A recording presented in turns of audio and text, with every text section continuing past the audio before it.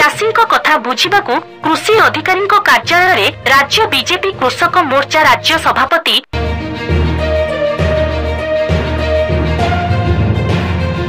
प्रधानमंत्री नरेंद्र मोदी और मुख्यमंत्री मोहन चरण माझी सरकार चाषी मानक आय को 2 गुणा करने सहित चाषी मानक समृद्ध करने बहु प्रकार कृषक कल्याणकारी योजना प्रणयन करुछंती। एही सब कृषक कल्याणकारी योजना तृणमूल स्तर में सठिक भाव कार्यकारी होउछि कि नहीं ताहार निरीक्षण पई गुरुवार बीजेपी कृषक मोर्चा राज्य सभापति महेश्वर साहू आज मयूरभंज जिला ठाकुरमुंडा करंजिया और सुकुली विभिन्न ब्लॉक परिदर्शन करने सहित कृषि अधिकारी कार्यालय परिदर्शन करथिले। एही परिदर्शन समय करंजिया जिला कृषि अधिकारी श्री रविंद्र कुमार साहू ठाकुरमुंडा कृषि अधिकारी क्षीरोद चांद बारिहाल किस्कुंक समेत समस्त कृषि अधिकारी और कर्मचारी उपस्थित थिले। ओडिशा राज्य को खाद्य शस्य आत्मनिर्भरशील करने पई मुख्यमंत्री मोहन चरण माझी सरकार चाषी मानकु आलू बिहन मुग बीरी सोरिषो मसूर सोला मटर और सूर्यमुखी बिहन मागणारे चाषी मानकु जोगाई देउछंती। ता सहित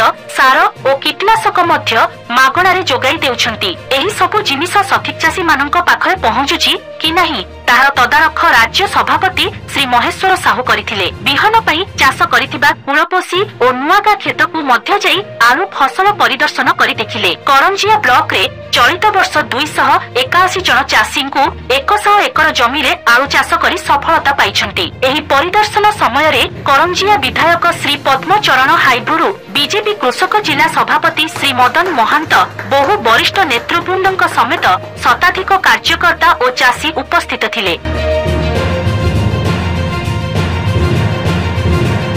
सुमंत पात्रंक रिपोर्ट एसटीवी न्यूज ओडिशा 24।